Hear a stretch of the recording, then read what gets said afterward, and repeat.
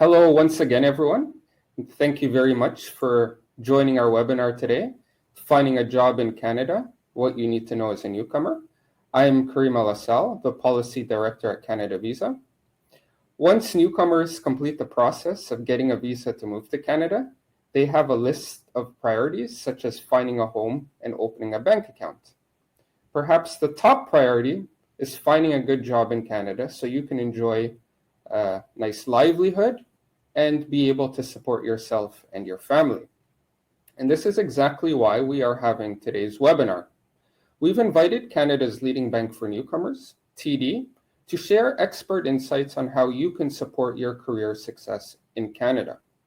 Our TD expert will give a presentation of about 20 minutes or so, where she will walk you through this topic.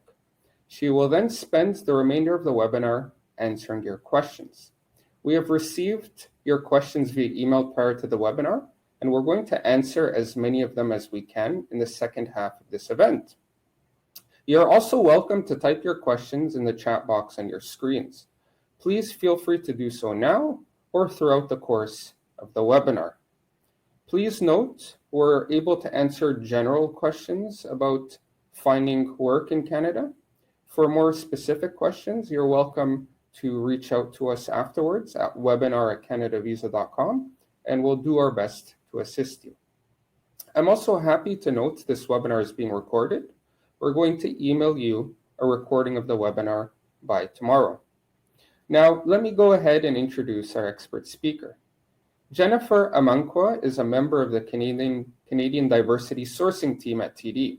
She leads the Visible Minority and Black Talent Strategy for the bank and has been in the role for the last 3 years. Her focus is to proactively source and advocate for talent from these backgrounds. Jennifer moved to Toronto from London in the UK back in 2017, starting her professional journey in Canada with Access Employment before joining TD. At Access Employment, her role involved working with newcomers, helping them find employment opportunities. Prior to life in Canada, Jennifer worked in the UK in various human resource roles. Jennifer has 10 years of experience working in the UK with a master's in human resource management and a bachelor's degree in English. In her spare time, she enjoys painting, reading, music, and dance classes at her gym. Jennifer, the floor is yours.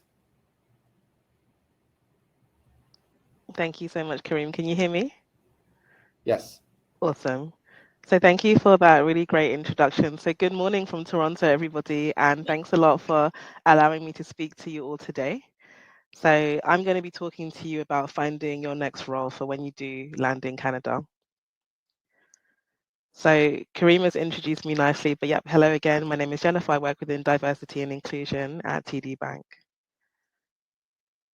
So regarding the agenda for today, I'm going to talk you through researching and also networking, your resume and social media, in particular LinkedIn. And lastly, I'll go through interviewing. I'll mention virtual interviewing a bit as well. So researching and networking. So when it comes to researching and networking, there are 3 things that I want you to remember. I've delivered this presentation a few times before, and when I've done it, I've always split it up into 3 different sections. So we have laying the groundwork, networking, and lastly, staying motivated. So networking is something that you should all know that is pretty important when you are moving to Canada. I think even me, Karim mentioned I am a newcomer. So one thing I had to realize is that you do have to network. It's a good way for you to meet people, learn about opportunities, make friends, get that support and advice that you need. And it's something that is quite new to me that I had to do, a little bit when I had to come here. So I want to make sure that you all know about it as well. So laying the groundwork, where do you start? First of all, when it comes to looking for a role, the first thing you need to do is find out about what type of work you're interested in, right? So have you looked at the different positions? What kind of departments do you want to work in? Where are you going to find people that fit the professions that you're interested in? So I'd say firstly, start looking formally, right? So here, look at groups such as Meetup, Eventbrite. There are lots of things going on for newcomers here in Canada where you can meet people, you can meet different organizations. I would also say look at groups that are specific to the backgrounds that you're all working in. So to give you an example, let's say you are a project manager and you're looking for project management roles here in Toronto. There are lots of groups about project management around in Toronto. Be proactive, make sure that you're looking for them. I've also, when I moved to Canada, I remember looking at HR groups. So here there's a group called the Human Resources PA, that organization there. So for them, they do lots of events all the time. There's ones for finance, there's ones for marketing. It's about you being very proactive. I would also say look at a lot of immigrant serving organizations that are here. Kiri mentioned that I used to work for Access Employment. So Access do lots of events all the time. You also have JVS and also Achev. So they will have lots of different ways for you to meet people, for you to connect with people. But just remember that networking is important. I would also say stay relevant and also set expectations. So target events specifically to your interests, right? And find people in those spaces. So I mentioned before Eventbrite, meetups. Also use LinkedIn as well. There's a lot of places where they will post what is happening, especially if you're following companies that are relevant to what you're interested in. LinkedIn, make sure that your LinkedIn is up to date and detailed. So for us who do work in a recruitment space, yes, we do look at your LinkedIn before we do meet with you. Yes, we'll have a look at your resume, but LinkedIn is also very important. If you are at a networking event and you meet someone, you may want to connect quickly, and that will be via LinkedIn. So make sure that it is up to date and detailed. I will go into some details in terms of how to update it afterwards as well. And lastly, working on your elevator pitch. So when you are meeting people, your elevator pitch is that 2 minute or 1 minute introduction about yourself in terms of who you are, what your skills are, what your experience is, and what kind of things that you're looking for. It's that little piece for you to kind of sell yourself. So you've managed to network, you've met someone that you're interested in. What next? What you need to do is prepare for that meeting, right? Most of the times people are willing to give you, I'd say, maybe half an hour of their time. So you want to make sure that you use that time effectively. So in that time, have a list of questions. What do you want to understand from the individual? You may want to ask them about their career journey. You may want some tips about how you can get into your own career journey as well, and what the organization is like to work at. So just make sure that you have taken time to be proactive and have a set of questions. I'd also say stay relevant. So if you're in your industry, make sure you know what's happening. So for example, if you're in finance, what are some of the trends in finance? If you're in HR, what is it that you need to know within HR that's happening right now? Luckily, networking, when I first moved to Canada, you had to meet up with someone for a coffee, whereas now a lot of people are open to networking virtually. So you can jump on a Zoom, you can jump on a Teams meeting. Just make sure that you have that option as well when you're meeting with people. And lastly, I would say stay authentic, right? You do want to be true to yourself. You do want to build up a natural kind of genuine rapport with the person that you're speaking with. I say this because sometimes people are very consistent. They're very like, I want to make sure that I want to find a job. I want to meet with you. What kind of job can you offer me? No, it's about you building up a genuine relationship and a rapport with that person. So make sure you are staying authentic. Staying motivated is something I definitely want to encourage as well because it can be quite tough. When I first moved here, I think one thing that I had to do, like I said, was set up meetings with people using LinkedIn, looking for people within my field, right? And that's something I wasn't used to doing. So what I would say is set expectations, right? Not everyone is going to get back to you. You're going to connect with someone on LinkedIn. Sometimes they won't respond. Sometimes they respond really late. Just make sure that you do stay motivated. Someone will reach out, but sometimes that may not always happen because people are busy, especially if you're connecting with, let's say, recruiters, senior managers. Sometimes they don't have the time to check their LinkedIn. I would also say be kind to yourself and take breaks, right? You don't want to be there all the time trying to connect with people, trying to go to lots of different events. Make sure that you are giving yourself some breaks so that you are just refreshed mentally when you're doing these things. Lastly, I would say consider volunteering as well, because sometimes what can happen is that you may meet someone in that organization, or you can add that to your resume as well. So, for example, when I first moved here, I did volunteer on a board, and that did help me in terms of my career because I did meet a lot of different people and also helped me with my skill set too. So, online personal branding, what is it? And then how do we go about it creating it on LinkedIn? So, how are you coming across online, right? What do you want to come across as when you are having your online personal brand? And I am going to talk about this in specific to LinkedIn. So, personal brand, what is it? Think of what words you'd use to describe yourselves in a professional setting. So for me, I picked 3. I said that I'm committed, I'm also approachable, and also a storyteller. So think about what things you want to be known as when you're coming across on your LinkedIn profile. For that, what it is important that you do is include it in your About Me section on LinkedIn, right? You've picked your settings, you picked your words, right? Now, how are you going to talk about yourself? I'd say it's a good idea for you to describe what you do, what your strengths are, any key projects that you've worked on. It shouldn't be too long. Remember that your LinkedIn is just a snapshot of your resume. You can use these words generally throughout your profile as well so people can see a pattern. Um, Building your profile, right? So as I said, you've gotten some words now that you've used to describe yourself.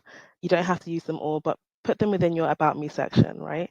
Describe what you do, projects that you've worked on, and any strengths or what you'd like to do.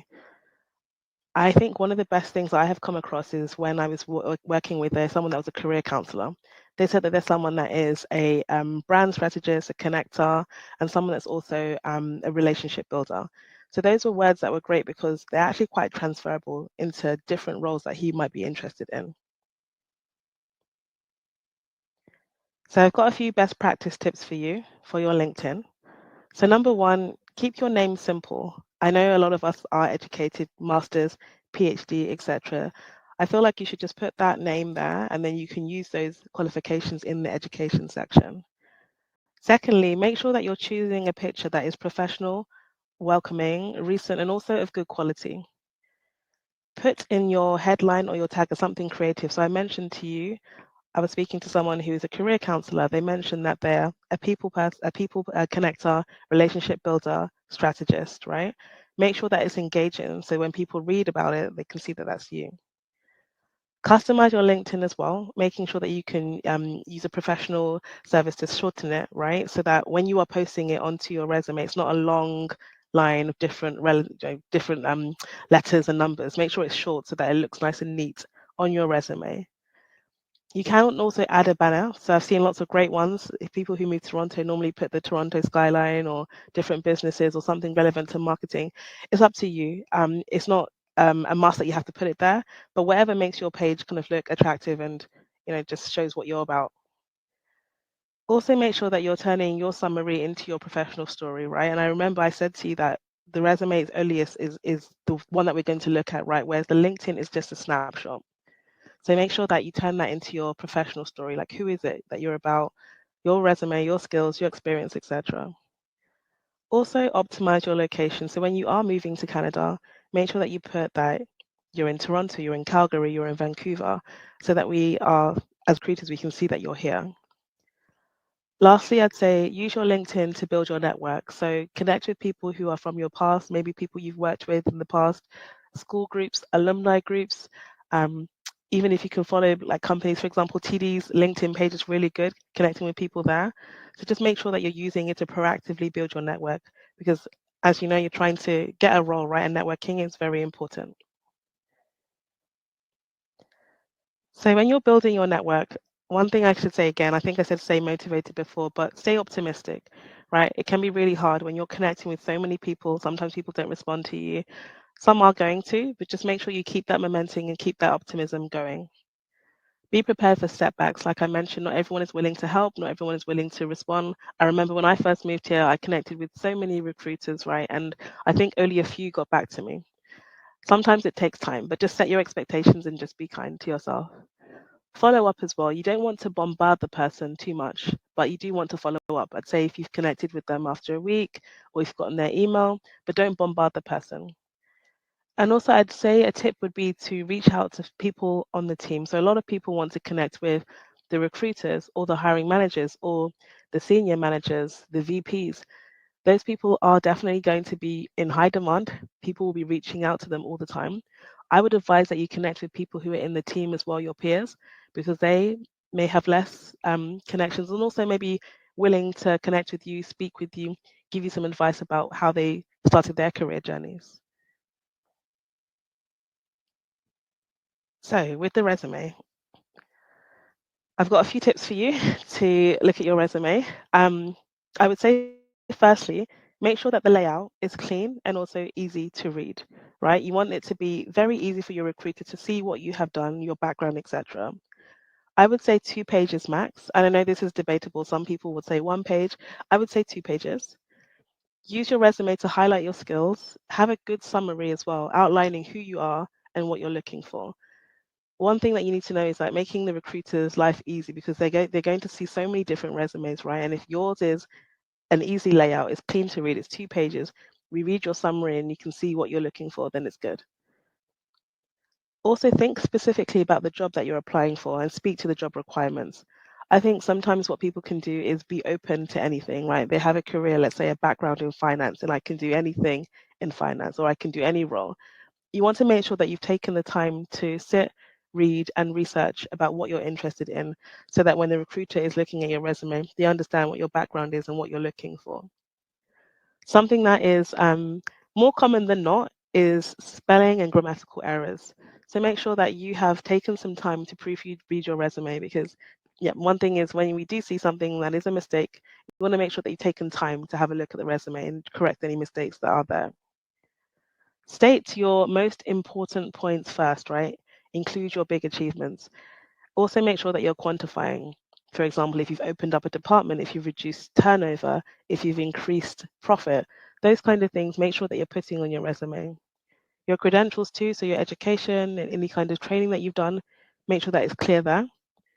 Pet peeves. So one that means is things that can be quite irritating when we are reading your resume, right? So I was doing this presentation with two of my colleagues and we spoke about things such as spelling mistakes, or if you email us getting our names wrong, or let's say if you send us your resume, you don't put your name on the resume, you don't save it as like Jennifer Mankwa resume, just send resume. Because most of the times we are sending those resumes internally to senior managers who are hiring or to other recruiters. So make our lives a bit easier. I would say also that everyone does have their own opinion and recruiters can be different. What I can say could be different from another institution. So this is just some tips from me, but what I'm saying is literally just take all the things, but just remember that there's going to be lots of different opinions. So interviewing. So during the pandemic, obviously, we had to switch to virtual interviewing. So we're doing that still here at TD. I think it's a mixture. We'll do some virtual and sometimes people will meet in person as well. So be prepared for both. So interviewing, make sure you're preparing, you're delivering, and you're also following up. So preparing. Have you researched the roles that you're applying for? And by that, I mean, do you know about the role? Have you looked at the job description properly? Have you used LinkedIn to find out about the team a little bit? That's important for you to do, because when you get to the role and you ask questions, it's good to show that you actually have done some work to understand what the role entails. Be prepared, speak about your background and experiences. So when you are getting asked questions about tell me about yourself, or when have you had to encounter X situation, make sure that you're using examples for some of your previous experiences, previous backgrounds as well, to kind of tell that story. Prepare a list of questions as well. When you get to the interview, one thing that they always ask you is if you have any questions. And I'd say think about questions especially relevant to the role. If you're interested in learning about the team, etc., I think that's a good question to ask. Practice. One thing is, I think interviews are very uncomfortable in general. So make sure you are practicing with someone at home, recording yourself. It's very important. Even me, I do it as well. Make sure that you're dressing accordingly as well. And then lastly, if it is a virtual interview, prepare your interview space. So you want to have a clean background, limit distractions. So a lot of us are working from home, or we have kids, or we have roommates, etc. We understand if something happens during your interview, that's fine, but just try and make sure that distractions are limited as much as possible. Lastly, I would say be prepared as well. Make sure that you have checked and prepared yourself for the interview too. So, delivering, keep yourself and your background quite clean, tidy, because when you're interviewing, you want the person to focus on you, not what's going on in your background. I mentioned in the last slide, limit your distractions, build rapport with your interviewer. So, how are you? How is your day going? Because, yes, it's an interview, there's questions and answers, but you also want to understand and talk to the person as well. Be your authentic self. That's something we talk about at TD a lot. Being yourself, being true to who you are, and avoid common mistakes, lateness, not understanding the question or answering the question wrong, or speaking too fast, etc. So I'd say avoid those mistakes. And also make your career objectives clear, right? Like I said in the past, what can happen is we're so determined to get a role. Sometimes what can happen is like, yep, I don't mind doing anything. No, you want to make sure that you've taken some time to have a look at what you're interested in. You've done that research, you networked with people, and now you understand what the role entails. After your interview, make sure that you send a thank you note to the interviewer, just explaining everything that you enjoyed the interview. If you have anything that you want to add, make sure that you put that in the email there. In terms of following up, I would say follow up maybe once or twice. They should get back to you. But if they don't, and sometimes companies don't get back to you, don't be discouraged. You're going to try again. And remember that there's lots out there, right? I know it's hard. Like I remember even with me, I had done an interview during my career and I didn't hear back from that person and I didn't understand. But you have to kind of move on and carry on, go back to the start, go back to networking, go back to working on your resume, also go back to looking for those roles online, etc., etc. So I've come to the end. I think I've hit 23 minutes exactly, and I'm really happy to take any of your questions. Perfect. Thank you so much, Jennifer. That was fantastic. So now it's time for the main event. We'll be taking as many questions as possible. I'm just going to go ahead and turn off the slides. So please feel free to continue asking your questions in the chat box, and we'll look to address them over the next 35 minutes or so. We'll start with Quinell, and I know, Jennifer, you've touched on LinkedIn in your presentation. He's based in the US. He has a couple of questions. I'll go ahead and ask the first on LinkedIn. Do you have recommendations, Jennifer, on how detailed your LinkedIn should be?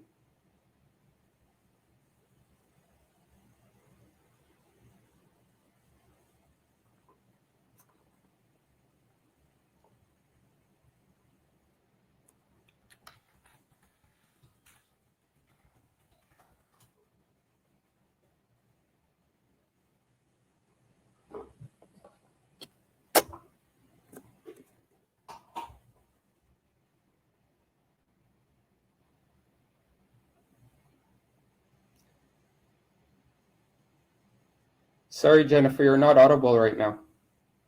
Can you hear me now? Yes. Hello?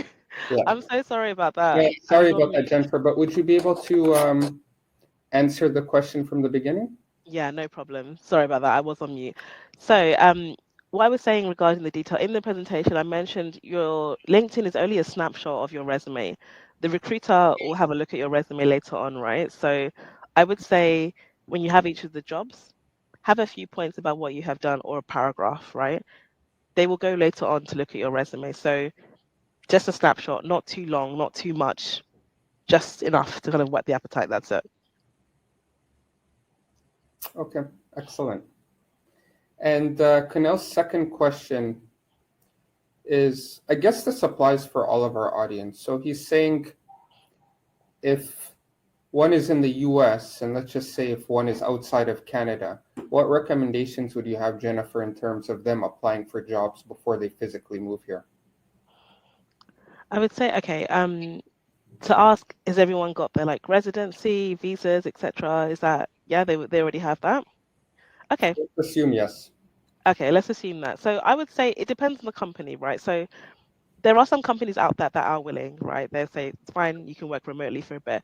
But I'd say with TD, right, as long as you're on the way, I think it depends on the role, right? Definitely they'd like you to be in country. So if you are going for your interview, just make sure you're saying that, yep, I have my permanent residency or I have my work permit, etc. I've applied for this role. I'll be moving relatively soon. Because you have to also remember that when roles are put out there, right, they want to hire ASAP, have you in office. With an organization like TD, we're hybrid at the moment. So we do go into the office, let's say a couple of times a week, depending on the department. So yeah, I hope that answered that question. Okay, excellent. How important, Jennifer, would you say Canadian work experience is? It's a funny one, isn't it? Because I think I meet so many people, especially newcomers like us, who have been told you need Canadian work experience. I would say this, right? you're coming from countries around the world with great experience, right? And you're bringing that here to Canada. So I would say, firstly, when you're having that interview, sell it like that. You may not have Canadian experience, but you have experience from another country, right? They may do things differently. There's something that they can learn from you. So I would say, no, I wouldn't say it's the be all and end all, right? And yes, you're gonna get some organizations that will say that, but at TD we have so many newcomers. There's so many people that are coming from different countries, but it's about how you're selling yourself at that interview. So yeah, I don't have a Canadian experience, but I've worked in Pakistan, I've worked in Ghana, I've worked in Nigeria. So that's great. So I think as long as you're selling yourself like that, then yeah, that's good. Well, on this point, Precious asked, do employers in Canada value foreign work experience? And Yes. he has an interesting follow-up question. Do they discriminate based on age? Okay, so do you value foreign work experience? I would say yes, for sure. Like I said, you're doing your resume in a way that you've sold what you have from from abroad. And in terms of discriminating against age, that's illegal, so you can't do that. So since we're on this note, let's continue with the point on Canadian experience versus foreign experience.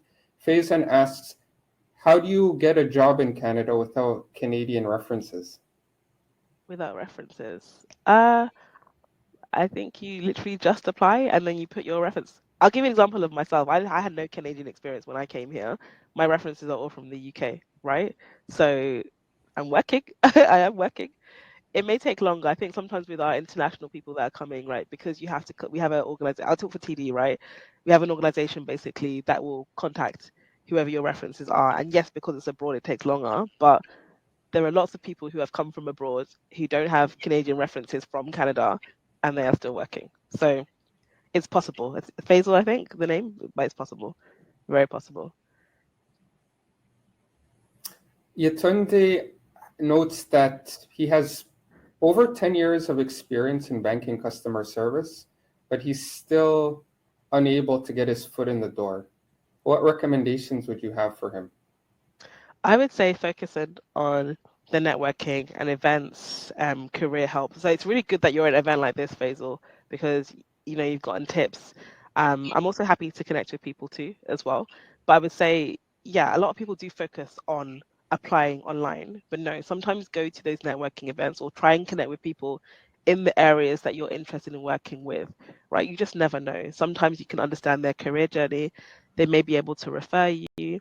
If you come to events like this, you meet people like me, so I'd say be proactive in terms of where you are going, not just applying online. But yeah, I'm happy to connect with people. They can add me on LinkedIn. So yeah. And Benjo asks a great question. So Canada is obviously a very large country. We have 10 provinces and 3 territories. This question is, are resumes in Canada province specific, or can you just use one resume for across the country? Oh, I don't think they're province specific. No, I think you can use one resume. Yeah, I don't think they're province. No. Jabed asks, how can a newcomer get a job in Canada without any experience? So let's assume Jabed is just a fresh graduate. Okay. What Graduate. recommendations would you have? Okay, so graduate in terms of not much work experience in general. Yes. Okay, then I would say this, right? There's lots of, I'd say, internship programs, associate programs. At TD, we have them anyway. Um, Focus on what you have done in school, right? So if you've been part of a student body or student club, you volunteered, or you've, I don't know, some of the projects you've worked on during your project, when you're writing your resume, hone in on those things, right? Yes, you don't have work experience, no, but you've worked with student bodies, you've volunteered, you have projects, etc. Write your resume to reflect that, especially for internships, associate programs, entry level positions as well. Perfect.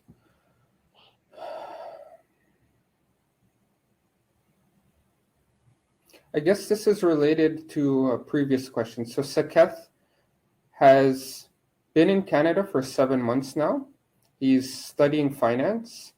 He worked as a mortgage analyst at a bank for 6 years, still looking to find work related to his expertise. in addition to networking, Jennifer, do you have any other tips for people in his situation? I would say, okay, so I really like LinkedIn in terms of just some of the roles that are out there in general. Because sometimes it's quite hard. You have to pick companies that you want to work at, whereas LinkedIn, you can see a bit more of a range. So I would say, I don't know if Sakath is using LinkedIn, looking at the jobs that are there. I think being proactive there, but also connecting with immigrant serving organizations, so Access Employment, JVS, Achev, because they're there to help people who have landed, right, like us, who've just come and then they're looking for roles. So, yeah, proactive about using LinkedIn and also using those newcomer organizations too. I'm glad you brought this up, Jennifer, and you noted that, or I noted that you worked at Access when you first moved to Canada. Can you elaborate, expand as much as possible on what immigrant serving organizations are and what they do? Because this is Yeah. a foreign concept in most of the world. These organizations don't exist in like 99% of the world. Yeah, no problem. I know even when I moved here, I thought, wow, this is really helpful. So, immigrant serving organizations, they're there to help newcomers to the country, right? So, this could be in ways of, let's say, job search, housing search, what else? Connecting with them with community partners, etc. So, at Access, what they specifically do is help people who are looking for jobs within their fields. So, they will have different work programs. So let's say, for example, if you're a finance person, right? You have lots of great experience from back home, but not in Canada. They will help put you through a program where you can learn about interviewing, networking, resume writing. So they're there specifically to help you as a newcomer just make your kind of landing here in Canada easier. So I used it when I came here for sure. I think that was very helpful. And yeah, you're right, it is foreign. It is. It is. Where in the UK, I think they have a little bit, but not as much as here in Canada for sure. So I hope that answers your question. Yeah, absolutely. And just so that our audience understands this point, these services are completely free. Yep. They're funded by the Canadian government. You Yep. don't have to spend a single penny in terms of benefiting from these services. If you wish to learn more about them, you can go to Immigration Canada's website. This is the Canadian government's official immigration department. It's cic.gc.ca, and I can share it in the chat box after. When you go on their website, you can click on settlement services, and they'll be able to identify services closest to where you plan on settling in Canada. They're very beneficial, and as Jennifer notes, very highly recommended when it comes to looking for work.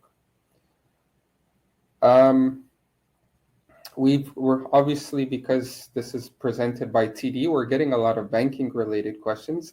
Makanjalo is moving to Canada next month. Welcome, Makanjalo. We're excited to have you join the many newcomers that are coming to Canada over the next little while it remains warm outside. He has 10 years of experience in banking. What recommendations would you have in terms of finding banking work? I would say, firstly, be specific about what exactly you want to do in banking. I think I mentioned in my presentation, sometimes, yeah, it can be a bit varied, right? A bit broad. I'd say firstly, yeah, have a look. What exactly do you want to do? Take a look at the bank websites, right? Because it will detail the different kind of departments and figure out what is best and relevant for you, right? That's first thing what I would say. Secondly, go to events like this, connect with people like me, honestly, because when you're going to events like this, you're meeting potential employers. My role, I think Kareem mentioned, is to like work with diverse talent, right? So visible minorities, Black communities, refugees. So helping push that kind of talent. So yeah, to answer your question, find out what you want to do exactly. Do some networking, connect with people who could potentially help you, and also talk to you about their roles so you understand. And then attend events like this too. Amanda asks a very good question. So she has a 2-year work permit, and she wonders, based on your knowledge and experience, Jennifer, are Canadian employers apprehensive about hiring people on work permits, knowing that there's a possibility after 2 years they may not be able to remain in Canada? Yeah, I was in the same situation when I moved here. I came on a 2-year work permit myself. I would say this, right? When I started working for Access, I think it was okay, but also for me, I really wanted to get my permanent residency here. So I kind of made that clear. Yep, I'm on a 2-year work permit, but I'm in the process of getting my residency or something. So I would say, depending on the company sometimes, but I was able to get work. I was fine in the end. So just kind of say that, yep, I'm a 2-year work permit. But you know what? I'm even thinking of staying here longer. It depends really, but I wouldn't say it's impossible. Yeah. Perfect. Chipuzo asks, how can one get resume help when they come to Canada? We just kind of touched on this. Yeah. So those organizations, Access Employment, JVS, ACHEV. I'm trying to remember. So I think you mentioned CIC, right? CIC.ca, which has Yeah, a list. cic.gc.ca. It's the Canadian That's it. government's website. Yeah, so they have a whole list of organizations because also it depends. Access is in Ontario, Toronto, right? JVS the same, but people who are looking to go to some of the other provinces, they all have their ones as well. So I just shared the link with everyone in the chat, and I'll broadcast it right now as well, just so that everyone is able to see it clearly. So this is the Canadian government's website where you can learn more about their settlement services.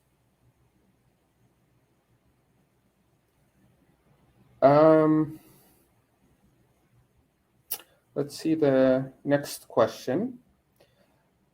Does one need a degree in finance or business to find a career in banking in Canada? No, I would say no.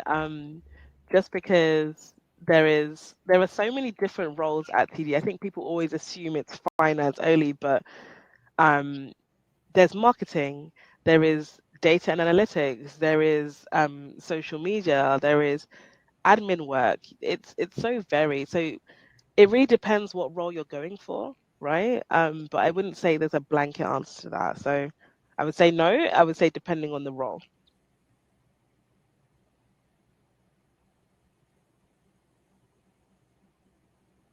Perfect. Nazir asks, what recommendations would you have, Jennifer, to international students who will be moving to Canada and will be looking for work? International students looking for work. I would say I think with international students as well, you have a time. You can only work for a couple of hours, right? As well. So maybe part time, I'd say. 20 hours while Yeah. class is in session, and then 40 hours during scheduled breaks. Okay. All right then. So looking for part-time work, so it's very similar to the advice I've given before, really. So you're going on LinkedIn, you're networking. At TD, most of our part-time roles are within branches, I would say. So if you like working in branches, work, customer service, that kind of thing. Um, I would also say looking to those internship and associate program opportunities as well. They're very popular. There's a lot of students, but I've worked with quite a few international students who have been placed in internship programs at TD. So yeah, I'd say focus on that. So in summary, right, network, right, look at LinkedIn, find out what's part-time. If you're looking at TD, a lot of part-time roles are within our branches, or if you're looking to kind of, I don't know, work within company, then look at the internship associate programs too. Also use your universities. They have a lot of great I think like career services within the university that can help you as well, so take use of that. I think that's something that sometimes people do miss. You're not always on your own. They can also help you. I like this question a lot from Baljeet. It's a great question, something that oftentimes isn't emphasized when we're in university or college. Baljeet's question is, what is the best way to convince employers that my skills are transferable? The best way, wow, I would say give examples when you're going for your interview, right? Sorry, my screen has just changed. Can you still see me? Yes. Okay, sorry. When you're going for your interview and you want to convince people, right? You have to talk with conviction. So, for example, let's say you're going for a marketing role and you only have communications experiences, right? Speak to the fact that, hey, yep, marketing, I have to, do presentations. I have to come up with strategies.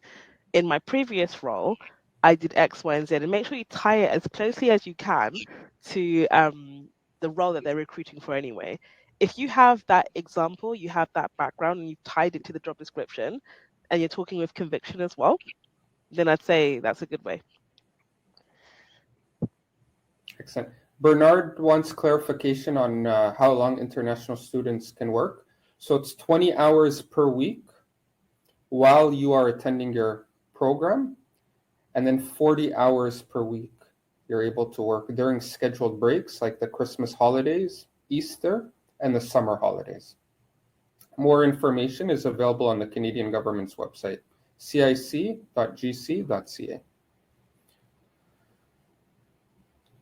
Evans asks, does having Canadian education increase your chances of securing a job in Canada?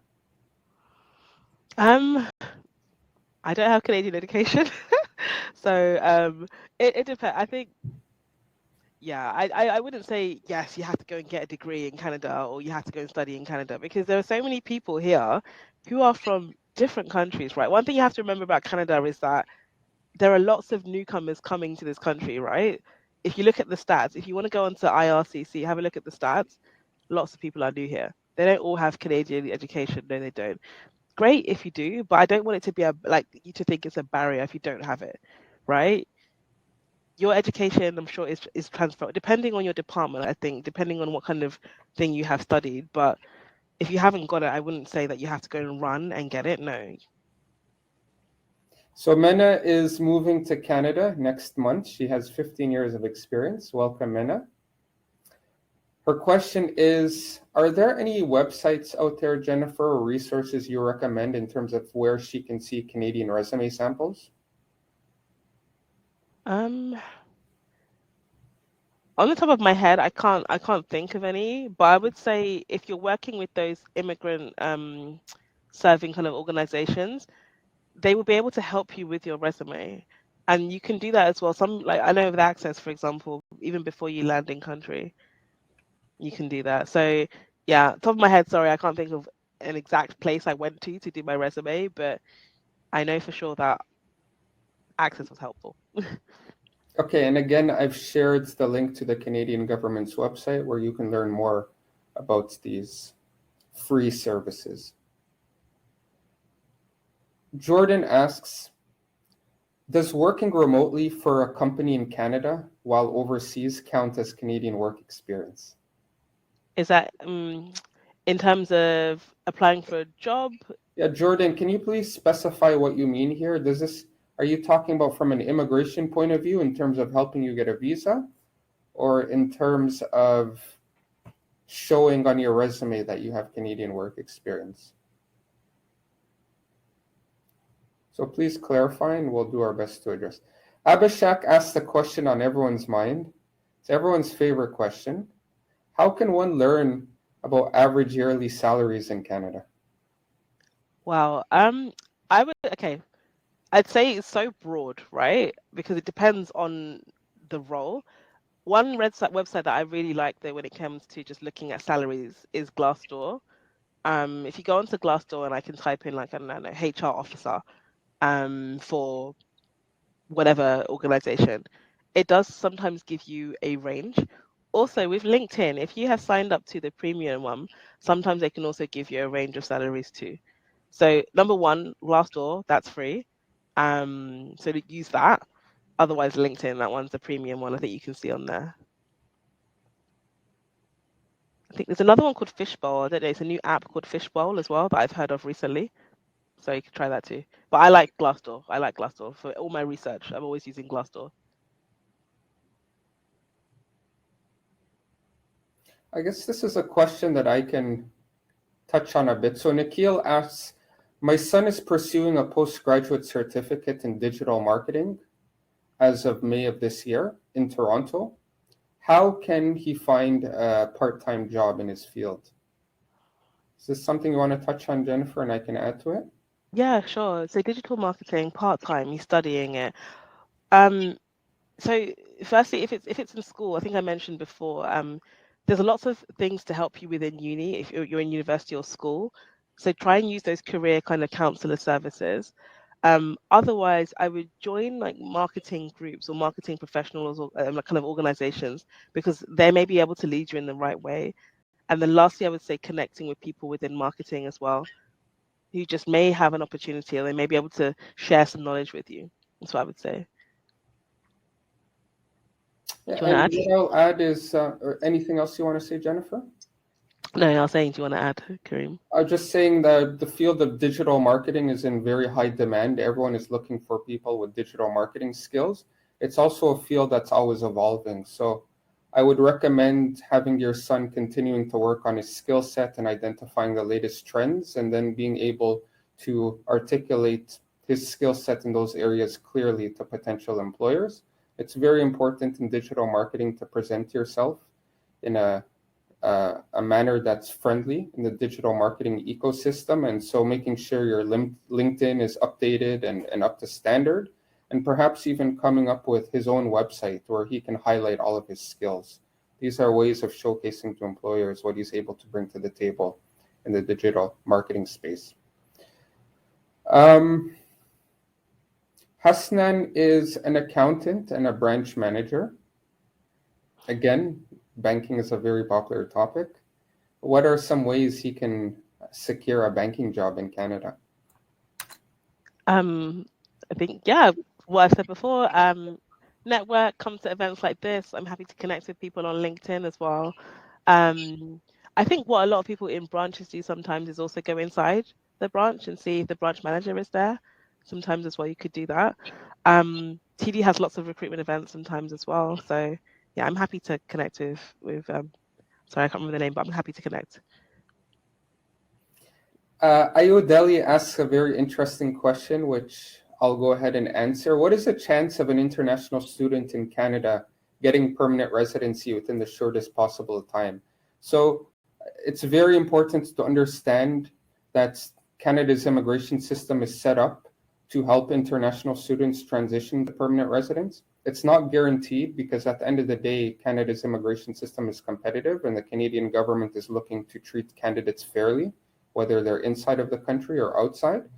What I would say is identify ways of strengthening your candidacy. So look at obtaining as much Canadian work experience as possible. Play around with Express Entry CRS calculator to see which areas you can optimize your score, and just continue understanding how to make yourself competitive when you're applying for permanent residence in Canada. Canada offers over 100 different immigration programs, and so look at these programs and see where you may stand out and have the best chance of potentially transitioning to permanent residence. Akinlu asks, and Jennifer, we can add to this as well if you wish. Can one open a TD account from abroad before moving to Canada? And how can one learn about which documents you need? So I can go ahead and share a link to TD's Newcomer website for our audience to learn more. Is there anything that you want to add there, Jennifer, or is there sufficient? As you said that, yeah, I was going to say exactly that. We have a newcomer section for TD banking, and it goes into all the details there. Thank you. Yeah, so we're on the same we're on the same mind, Kareem.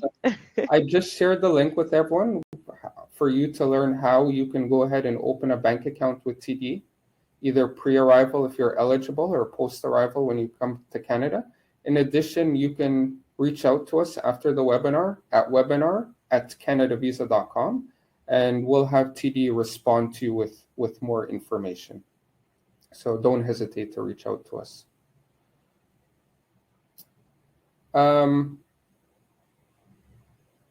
Triku is coming to Canada as an international student in September. And the question again is, how can he convince employers to hire him on a part-time basis during his studies? He's a chartered accountant by profession.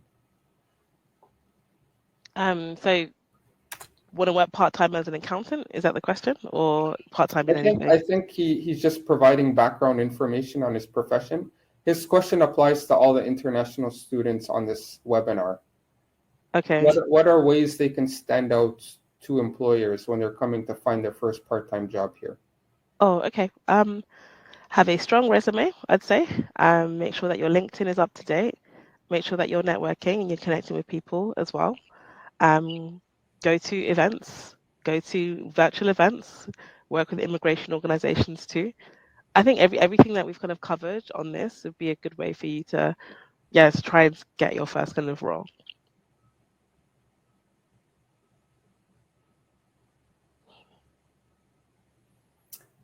Getting another banking question here. Mandana has 20 years of work experience in banking. What are the chances, she says, that she can find a job in banking in Canada? With 20 years of experience, I think you're doing quite well, Mandana. Yeah, I couldn't agree more. I think, yeah, it's like I said, right? So have a look. What opportunities are there? Yeah, banking, but what exactly do you want to get into in banking? Have you had that time to research, to prepare, to network, etc.? So everything I've said on this presentation, definitely use all of that, and then yeah, hopefully you'll be on your way.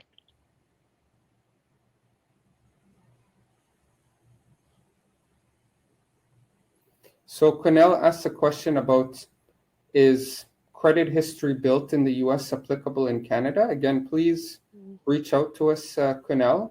Afterwards, we've shared with you the link to the TD Newcomer website. I'll go ahead and share it again. Please email us after this webinar at webinar@canadavisa.com, and TD will be happy to connect with you.